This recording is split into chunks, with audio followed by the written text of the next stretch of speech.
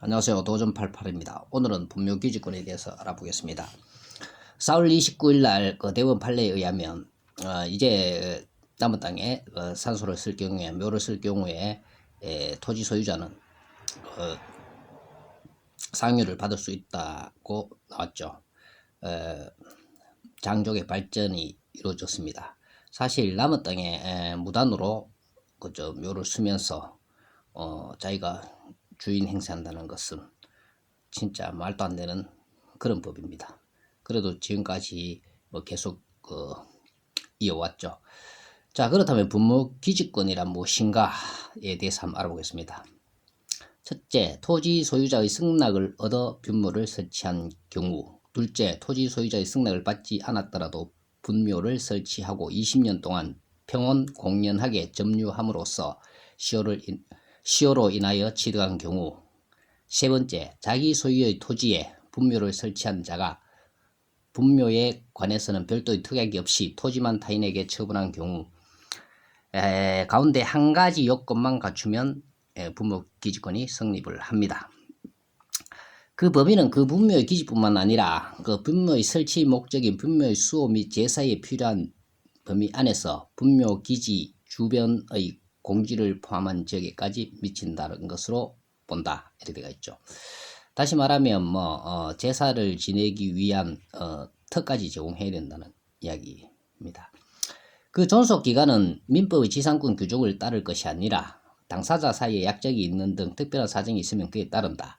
특별한 사정이 없는 경우는 권리자가 분묘의 수호와 봉사를 계속하는 한 그 분묘가 존속하고 있는 동안은 분묘기지권이 존속한다고 해석한다. 대법원 판례 81-1220. 분묘기지권은 종손에 속하는 것이나 분묘에 안치된 선조의 자손도 분묘의 기지를 사용할 수 있다. 이상과 같이 분묘기지권이 성립하는 경우에는 그 분묘를 마음대로 이장할 수 없다. 이렇게 되어 있습니다. 원래 4월 29일 날 대법원 판결이 어떻게 났느냐에 대해서 먼저 살펴보고 그 과정이 어떻게 돼서 어떤 이런 판결이 나왔는지를 알아보겠습니다. 시효 취득에 의한 분묘기지권이라도 토지 소유주가 지료를 요구한다면 지급을 하여야 한다는 것이 대법원의 판결입니다. 자, 판결 내역을 구체적으로 살펴보면 A씨는 경매를 통하여 2014년 10월 토지를 취득하였고 취득한 토지 분묘가 있어 이를 사용하고 있는 B씨에게 토지 지료를 청구하였으나 B씨는 분묘기지권을 취득하였으므로 지료를 낼 수 없다고 맞서 A씨가 소송을 제기한 것이다.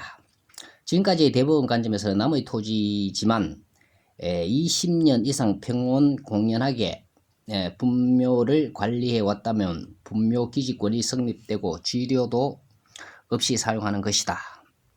자, 그래서 이제 1심 판결은 어떻게 났냐 하면 기존 대법원 판결에 준하여 2001년 1월 13일 장사법 시행 이전에 설치되어 분묘기지권이 성립되었다면 A씨의 청구를 기각하여 지료를 낼 필요가 없다고 판결하였으나 2심에서는 B씨가 분묘로 땅을 점유하여 A씨가 땅을 사용하는 데 어려움이 있을 것으로 보아 분묘로 인하여 나머지 토지도 사용하는 데 제약이 많을 것으로 보아 지료를 받을 수 없는 것은 부당하다고 보아 B씨가 사용하고 분묘 부분에 대한 지료를 지급하는 상당하다고 하여 A씨의 청구를 받아들였다.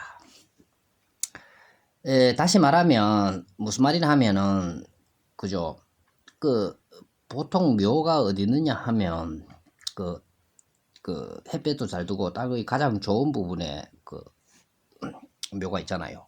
그래서 이 토지 소유자 입장에서는 이게 참 난감하지 않습니까? 그죠?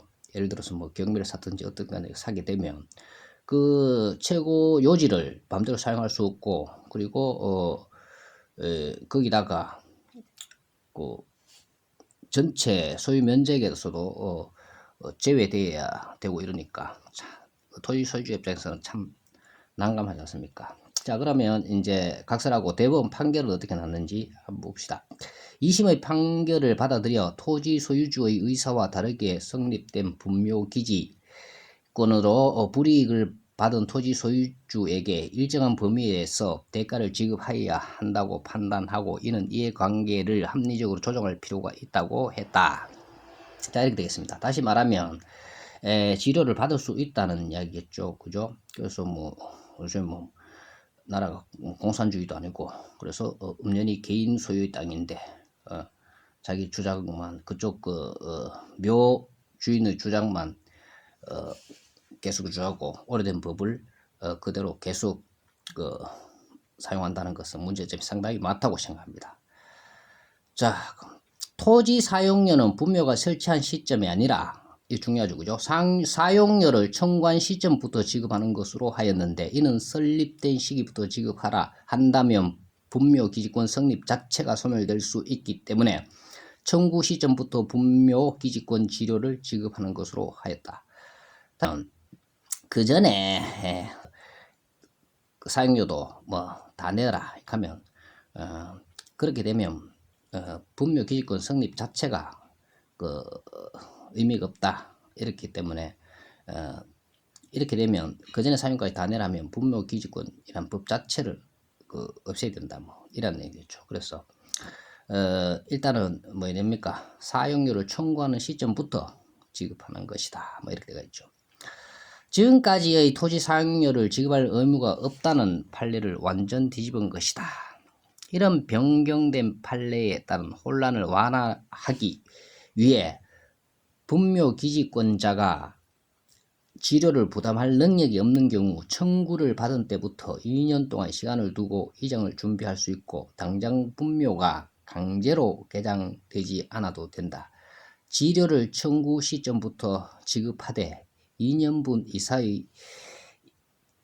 이상의 지료를 연체하게 되면 기지권 자체가 소멸될 수가 있다. 그래서 지료를 청구했는데 이 사람이 2년 이상 그 지료를 내지 않는다 이런 말입니다. 그렇게 되면 기지권은 그냥 소멸된다 이렇게 보면 되겠습니다. 어쨌든 간에 우리나라는 악법이 너무 많습니다.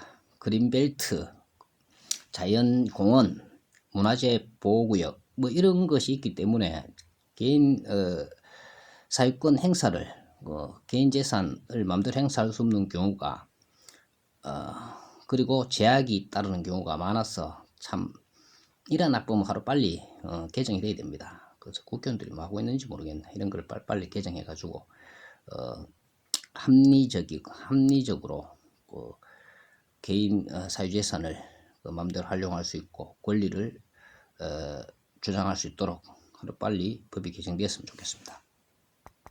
그러면 지료를 얼마를 받아야 되느냐? 이거 상당한 또 분쟁이 심하겠죠.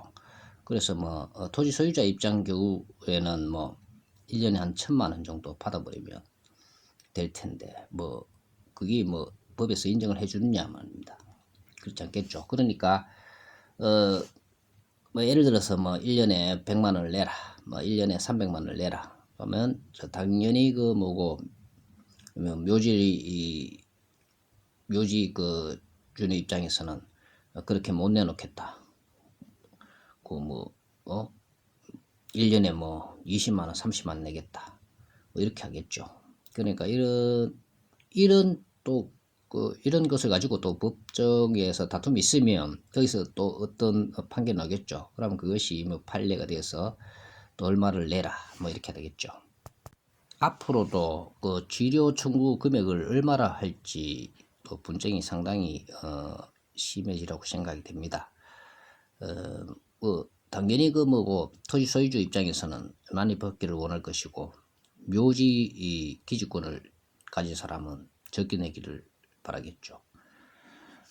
그렇게 하다 보면 적정한 가격이 나중에 책정이 되고 법적 다툼이 있으면 그 판결이 나오겠죠. 그 판례에 따라서 받으면 당장 그리고 또 있다 하더라도 이게 묘지 기지권을 가진 사람을 연락처나 이런 것을 알면 괜찮은데 또 모르면 그 문제가 되지 않습니까? 어떻든 간에 이러한 판결이 나왔으므로 토지 소유자 입장에서는 참으로 늦게나마 다행인 일이라고 생각됩니다. 그리고 그 2014년부터 7년까지 소송을 해왔죠. 그래서 그 사람이 소속에서 판결을 이러한 판례를 받음으로써 나머지 이 토지 소유자들은 이런 판례를 따르게 됨으로써 그저 A 씨에게 감사해야 된다고 생각합니다. 하여튼 저도 그 A 씨에 대해서 감사를 느낍니다. 감사합니다. 도전88이었습니다.